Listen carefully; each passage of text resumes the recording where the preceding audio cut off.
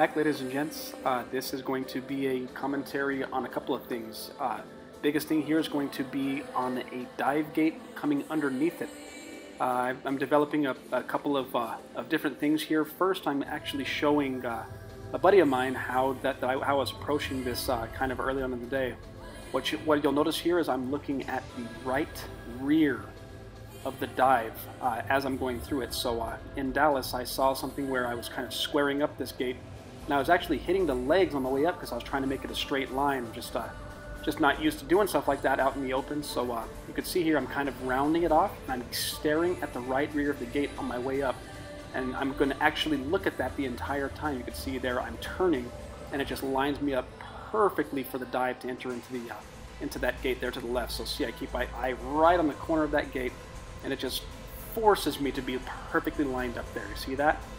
Right into the start gate. So this is kind of a foolproof of every single time. If you ever experience a dive like this, definitely keep this in mind. It's something good to practice, and yeah, stay tuned. We'll hit some more stuff. Alrighty, so in this second clip here, what I'm doing is I'm actually showing the track, and I'm actually showing a buddy that we have some chicane flags here, but they're 10 feet apart. Very, very tight spacing. I had a request from somebody online saying that the tracks that I put up are cool, but they're big, kind of wide open throttle courses, and what I'm trying to focus on here is being tighter, more technical, but with high camera rake and having to roll. So keep an eye on the split S's here now. You can see the video I posted yesterday that I was having a lot of issues with just a simple split S in an open field. What I'm doing is I'm keeping my eye on that gate the whole time. That's kind of the key to success here for a split S into a gate. And you can see here, I'm keeping my eye right there, and it just flows me right into the gate. That's what you want to hit every single time. We've looked, this is the fastest way to do a split S because it maintains your speed. Sometimes you'll see, every once in a while, I'll kind of do a blind shot, and I'm lucky, but when I do that, my speed is stopping. My forward momentum is stopping, so I'm having to accelerate again. While keeping your eye on the gate, your speed is staying the same. See there? See, I kind of stopped, I lost track of the gate, and I kind of stopped. That is not the best way to do it. If you can keep your eye on those split S gates, you can see it flows right through. Your forward momentum never stops, and that's going to be the quickest way around the course from what I've seen.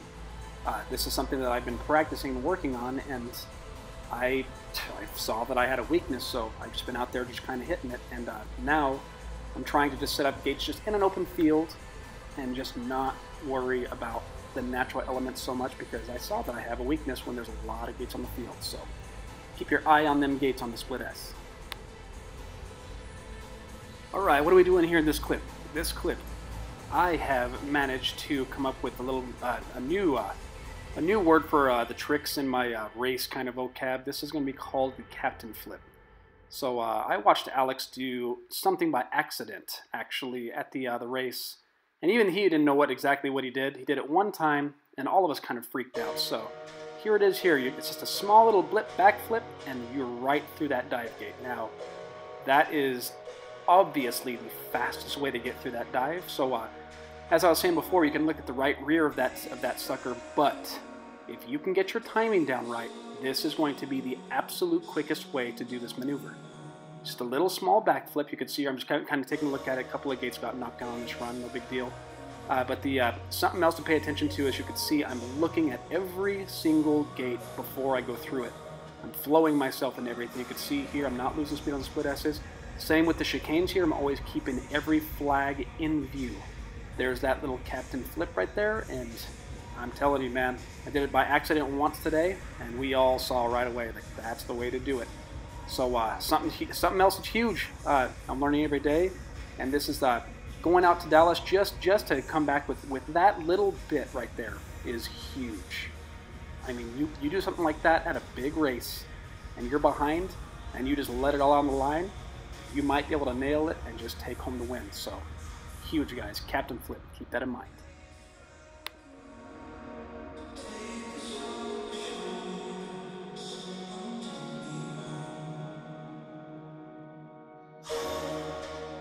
Alrighty, in this final clip, I was actually asked by an individual to talk a little bit about hitting a dive at full speed out in the open, kind of like the last year's regional final for MotoGP.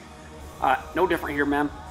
All I'm doing is I'm nailing the throttle on the launch, and I'm looking at that gate the whole time. It forces me to drop right in, just like that. And then here we go. We're off to the races here. This is kind of later in the day. Wind's starting to pick up. Getting excited. Back on course, and just keep an eye on all of the moves I talked about. The split S, keeping an eye on those gates. Even sweepers, just staying nice and making it a sweeper and not a straight shot motion, which I was doing and making that mistake. Captain blip here, bam, perfect.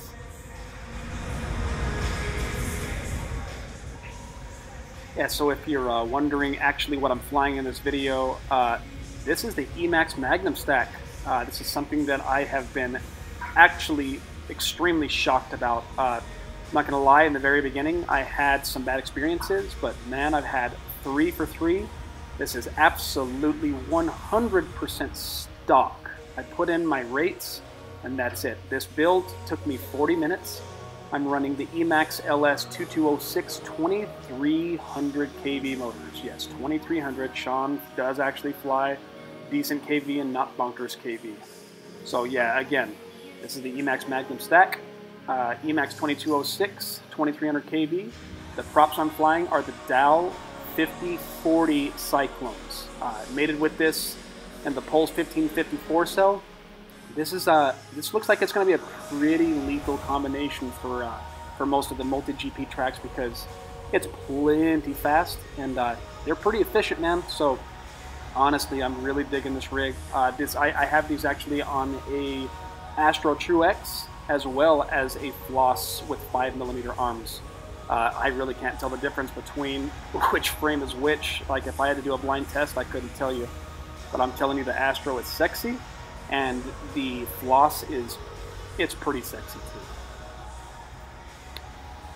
And yes, if you're curious, this is actually the rig, which is the reason why I mess with my rates.